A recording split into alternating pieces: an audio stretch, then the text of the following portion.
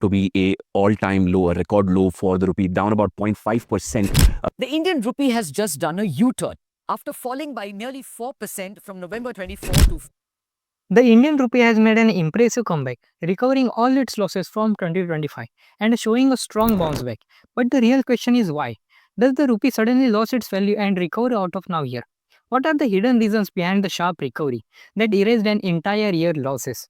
More importantly, what caused the rupees to crash so badly in the first place that it left everyone's worried? Was the RBI involved? And how much influence does the stock market have on this sudden fall and recovery of the rupee? This is going to be highly interesting discussion because today we'll uncover all the dark secrets behind these movements. Historically, if you look at the trends, the Indian rupee has consistently weak against the US dollar every year. This is something most people are aware of. Throughout 2025, the Indian rupee kept hitting lower lows, seeking further and further. But for any country, extreme fluctuation in its currency, it's not a good sign. The impact spreads across multiple sectors, especially important exports. No government, no major businessman, not even giants like Ambani and Adani would want such a instability. Think about it. Let's take an example. If a company like Adani issues a corporate bond in the US with a 12% interest payout in dollars and the rupee depreciated by 2%, the company will need to spend 2% more rupees to buy the same amount of dollars for a repayment. This means their actual INR cost increases, which can significantly impact the financials, especially when dealing with the billions. This is exactly why large businessmen and key players in import and exports hate currency volatility. Even the Indian government isn't happy about it because the direct impact is on the nation's economy. Whenever India has to make a foreign payment, they are done in a dollars. If a $1 worth rupees 85 earlier but now rose to rupees 87, the cost of essential imports also goes up. Many essentials commodities that imports including food and energy will become more expensive, adding the inflationary pressure on the common man. To prevent this, Reserve Bank of India (RBI) steps in.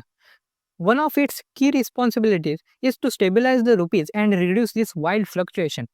To do this, the RBI has been actively selling dollars in the forex market to maintain a liquidity. But why RBI is doing this?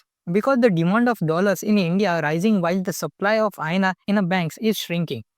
And here's the simple economic rules. When the demand increases, the supply decreases. The value of the assets goes up. This is exactly what happening with the dollar against the. But the real question is who? Who is creating the sudden demand for a dollars? The answer is foreign institutional investor (FI). These investors who brings billions into a growing economy like India had to invest heavily in the Indian stock market, but suddenly they started pulling out. Why? There are multiple reasons. China's market has become more attractive. FI sees better opportunities there. The US stock market is performing well, and when they get strong returns in their home country, why take the extra risk of investing in abroad? India's market looked overvalued. After an excellent performance, Indian stocks started looking expensive, and smart investors always book profits when things get pricey. Let's break this down with an example. If an FII wants to invest in India, they first convert their dollars into a rupee. But if the rupee is depreciated by 5%, their actual return shrinks significantly. Imagine they earn a 15% return in the Indian stock market on their investment. But since the rupee lost 5% against the dollar, their net return in dollars become just 10%. So why would they take the extra risk of investing in India when they can earn a similar returns in their own country without currency fluctuation? As the FIs start exit, rupee kept weak. As the rupee depreciated, the remaining FIs also rushed to pull their money out. This created a panic loop, pushing the rupee even lower. However, also the Indian stock market is stabilizing and bouncing back. The rupee has also shown a recovery. And a big part of this comeback is due to RBI's intervention. In February 2025, the RBI conducted a 10 billion buy-sell swap to inject the liquidity, and it has already announced that 5 billion intervention this month. This move helped to stabilize the rupees, preventing further decline. But the real question is, will this recovery